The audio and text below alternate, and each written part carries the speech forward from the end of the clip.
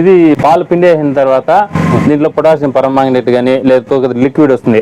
ఆ లిక్విడ్ దీంట్లో వేసుకొని దీన్ని ఇట్లా ప్రెస్ చేసినాం అనుకో, రొమ్ముకు పెట్టి ఇట్లా రొమ్ము కొనకి తగిలినదంటే రొమ్ము కొన బ్లాక్ అవుతుంది. దానివల్ల పొదుగు అనేది తగ్గించిన వాళ్ళు అవుతాము. ఇది 200 రూపాయలు. ఇది కిసాన్ క్రాప్ 350 రూపాయలతో మన దగ్గర అవైలబుల్ గా ఉన్నాయి. దూడకి పుట్టిన వెంటనే పాలు తాపించినాం అనుకో, దానికి ఇమ్యూనిటీ బాగుంటుంది. దానివల్ల ఈ బాటిల్లో దానికి వాడుతున్నాం. ఎంత అవుతాయి? ఇది 400 రూపాయలు అవుతుంది. ఇది తారాలు ఆవులకి, లోళ్ళకి, ముగదాళ్ళు, తాళ్ళు అవన్నీ అవైలబుల్ గా ఉన్నాయి. ఆ తర్వాత ఆవులు దుద్దేదానికి బ్రష్, ఇంపోర్టెడ్ బ్రష్. ఇది 350 రూపాయలు పడుతుంది.